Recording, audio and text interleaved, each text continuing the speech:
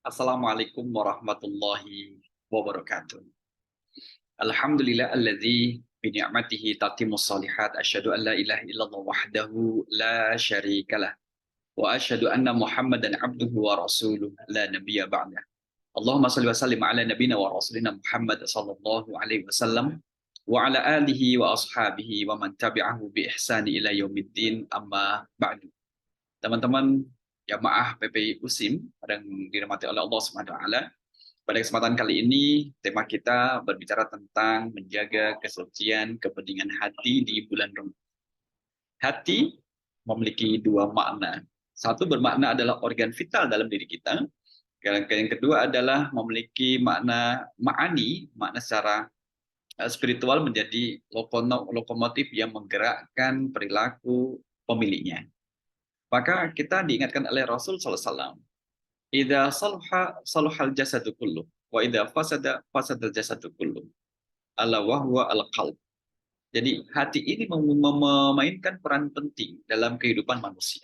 Kalau dia baik, maka perilaku yang terlahir dari jasad ini juga akan menjadi baik.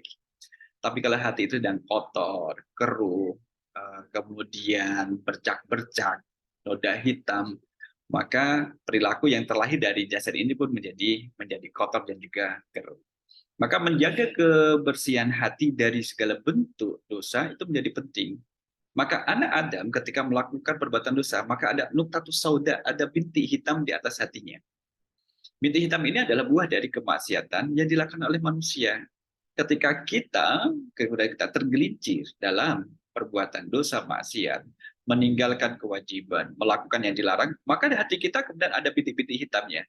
Semakin banyak bintik hitam, maka inilah kemudian menjadi ron. Sesuatu kayak hatinya berkerak, susah, tidak jernih, tidak glowing, tidak cering, karena ada dosanya. Tetapi jangan khawatir, sekalipun hati itu sudah terus menjadi kotor dan juga pemiliknya sadar bahwa ini harus dibersihkan, idza ketika pemilik hatinya itu memohon ampunan kepada Allah, maka menjadi bersih kembali hati tersebut. Oleh karena itulah menjaga kebersihan hati bagaimana? Satu adalah dengan ilmu. Menjaganya dengan ilmu. Ilmu bagaimana? Ilmu bagaimana kita menjaga hati dengan kesalehan amal. Yang kedua, menjaga hati bagaimana? Dengan meninggalkan kemaksiatan. Karena yang mengotori hati cuma satu, maksiat.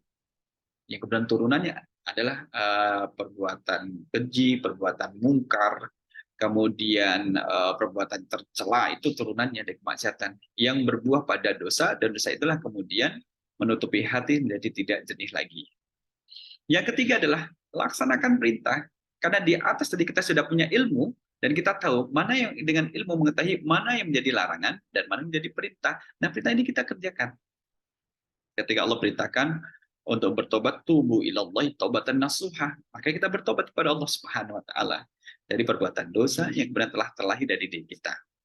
Nah, kemudian dari tiga tadi, yang keempat, menjaga kebeningan hati adalah memohon kepada Allah Subhanahu wa taala.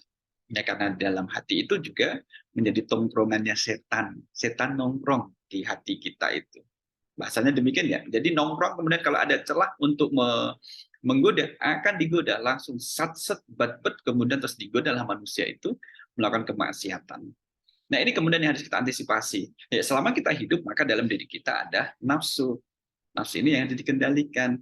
Ada nafsu buruk yang kemudian disebut dengan hawa nafsu, atau yang dikenal dengan hawa nafsu itu.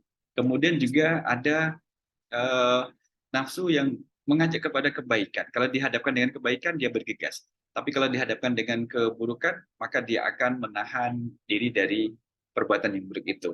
Maka pemilik nafsu ini disebut dengan nafsul mutmainnah.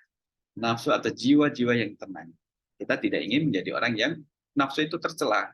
Tercela dikarenakan melaksanakan kebaikan, meninggalkan melakukan keburukan juga Jadi kanan kiri depan belakang maksiat iya, ibadah juga iya. Nah, ini bahaya ini. Jangan dianggap kosong-kosong, tidak, justru tidak seimbang. Tidak seimbang. Jangan meremehkan satu kemaksiatan kemudian dikira akan terhapus jika dibandingkan dengan ibadah yang lainnya. Belum tentu, karena tidak selalu bentuk amal ibadah itu kemudian memiliki korelasi akan menghapus dosa sebelumnya. Yang menghapus dosa sebelumnya adalah kemudian apa yang telah Allah sebutkan dalam apa disampaikan oleh Rasul Sallallahu Alaihi Wasallam dalam sabdanya itu yang memiliki korelasi. Ya istighfar menjadi penting, tetapi kemudian di samping istighfar, setelah istighfar itu kan yang benar-benar istighfar ini tidak melakukan perbuatan dosa lagi kan. Bukan orang yang kemudian beristighfar, selesai istighfar kemudian maksiat lagi kan sudah bersih, kemudian mengisi lembaran putihnya dengan catatan dosa. Nah, teman-teman jamaah rahimakumullah, disinilah kemudian pentingnya kita menjaga kebersihan hati. Dan yang terakhir, hati yang jernih di bulan Ramadan ini bisa kita rasakan betapa ringannya melakukan ibadah dalam kondisi hati tersebut yang jernih tadi. Nah, kejernihan hati harus dijaga dengan ketaatan, kejernihan hati, kebeningan hati juga dijaga dengan ketakwaan. Kapanpun dan dimanapun, ketika tergelincir dalam kemaksiatan, segera kembali kepada Allah SWT dan memohon ampunan kepada Allah. Wa may yaghfiru dzunuba illallah, tidak ada yang mampu membersihkan dosa-dosa itu dan menjaga kebeningan hati kita kecuali Allah Subhanahu wa taala. Allah a'lam bishawab. Nasrun minallah wa fathun qarib. Wa basyiril mu'minin. Assalamualaikum warahmatullahi wabarakatuh.